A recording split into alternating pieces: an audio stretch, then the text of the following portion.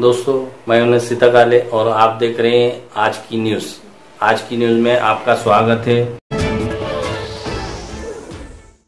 आज की न्यूज़ में आपका स्वागत है और आप देख रहे हैं आज की न्यूज़। आज हम किनवट शहर अध्यक्ष मनसे के सुनील इरावर के घर आए हैं और उनके माता पिता से मिलने के लिए पहली बार, और साथ ही नांदेड़ ज़िले के मनसे के अध्यक्ष इन्होंने यहाँ पर इनके माँ बाप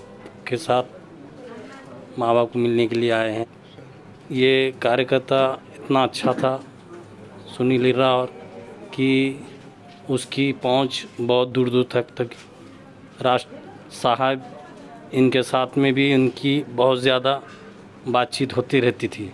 तो शहर नांदेड़ ज़िले के अध्यक्ष मनसे के इनसे पूछते हैं कि सुनील के बारे में इनकी छवि कैसी थी। महाराष्ट्र नवनिर्माण सेनेत सुनील हा आमच्या पक्षाचा पदाधिकारी नसून आमच्या भावामित्रासारखा होता। माझ्याच हातावर सुनीलचा मागच्या वेळेस पक्षप्रवेश झाला।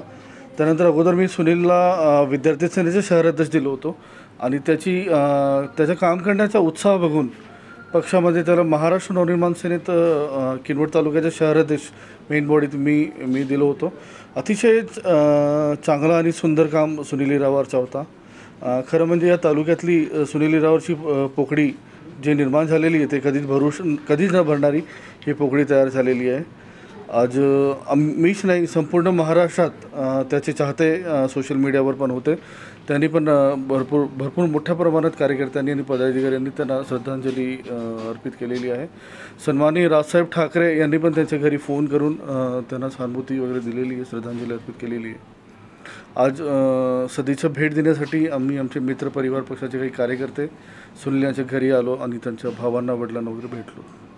वो आपके साथ में जब बात करते थे यहाँ पर किनवट में, तो वो नवनिर्माण सेना के ऐसे पदाधिकारी थे कि किनवट और माहौर में उनकी बहुत दूर दूर तक पहुँच करा दिए थे। तो उनकी छवि के बारे में आपको कैसा लगा कि आपका डिप्रेशन में थे या फिर कुछ आपको 2 दिन पहले कुछ कॉल वगैरह किए क्या?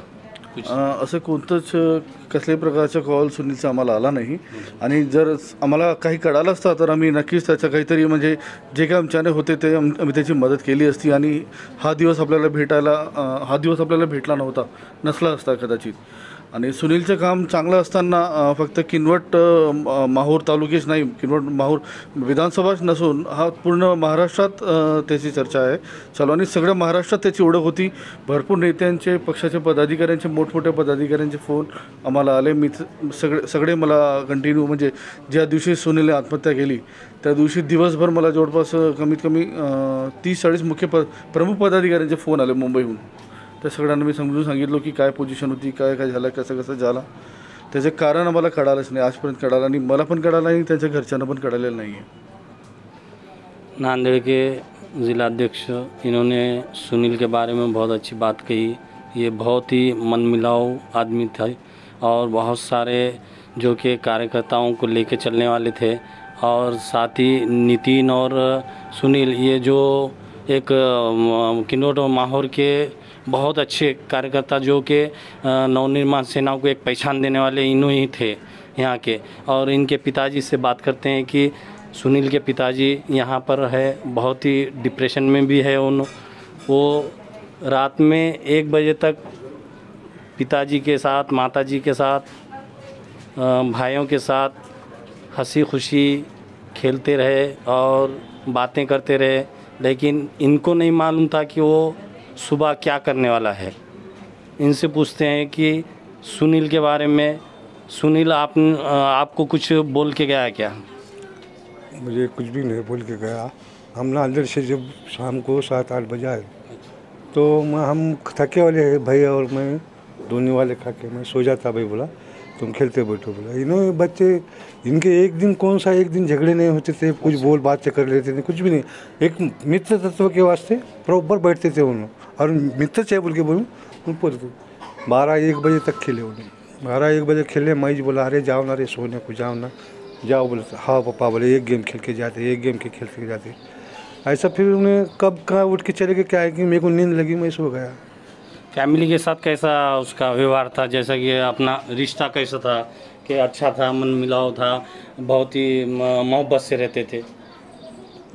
उन्हें घर में से गया, बोलने की आती, सब बच्चे उसकी आंख पे जाते थे, मेरे पूरे बच्चे उसकी आंख पे जाते थे। हम मेरे को भी इतने प्यार करता था, पापा तुमको कुछ हो रहा क्या, वे बोलो नहीं बेटा मेरे को कुछ भी नहीं हो रहा है, तू रहती देख बेटा, मतलब तू ऐसी ही बोल रही। पूरे बच्चे उसके आंख पे, लाड़ बहुत करता उन्हें, उसकी मम्मी के साथ भी बहुत लाड़ करता उन्हें। सब दर रोज़ सुबह में उठ के जॉगिंग की जाता था, जॉगिंग की जाने के आने के बाद पानी नहा के भगवान की पूजा करके अगरबत्ती दीवा बत्ती लगा के फिर माता जी को बुलाता था उन्हें।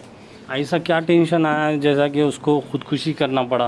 कुछ ऐसा कुछ लगा कि आपको कुछ किसी से दुश्मनी है या किसी से किस कारण के वजह से खुदकुशी किया हूँ? नहीं कारण कुछ नहीं है। हाँ। उसका डिप्रेशन हमको मालूम नहीं हुआ, उन्हें हमको बिल्कुल सुबह तक कुछ भी मालूम नहीं करा उन्हें। ऐसा सबके साथ खेल हंसी मजाक करके चले गया उन्हें।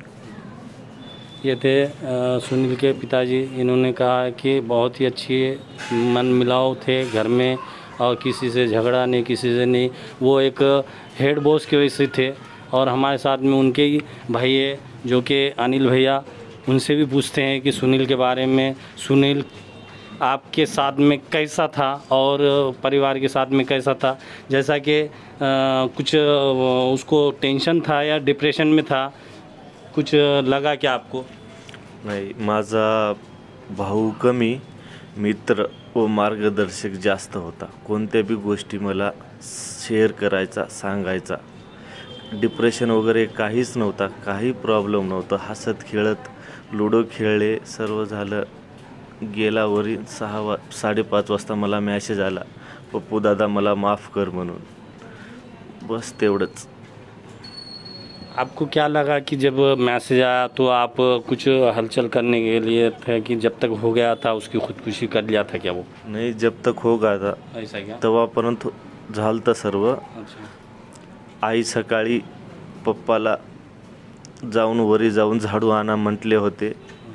पप्पा वरी गेलते, दरवाजा काढले तर ते असं दिसलं लटकून. बस मी मॅसेज त्याचा 2 वाजता मी मॅसेज बघितला त्याचा.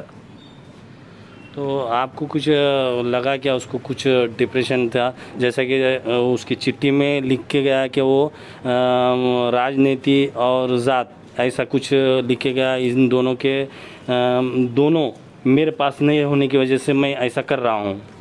नाही तर काय, घरी तर मला काही सांगला नाही जाती वगैरेचा बाहेरचा प्रॉब्लेम, पण बाहेर प्रॉब्लेम असलं तर काय माहीत नाही मला. ये थे सुनील के परिवार जो कि बहुत ही अच्छी बातें कह रहे हैं कि क्योंकि सुनील एक बहुत ही अच्छा लड़का था. हमें भी मालूम है, हमने बहुत सी न्यूज़ डाले हैं आज की न्यूज़ की तरफ से. और सुनील और नितिन ये माहौर और किन्वट में ऐसी पकड़ मनसे की थी कि हमें भी शौक लगा जब इसकी खबर सुनी. तो हम यहाँ के उनके ही एक भाई है, उनसे भी पूछते हैं कि सुनील के बारे में. सुनील एक हमारा बहुत बोले तो क्या, अब हमारा एक भी दिन ऐसा नहीं जाता था कि बगैर हंसे खेले. पूरे दिन हंसते थे हम, एक भी दिन ऐसा नहीं गया था हमारा.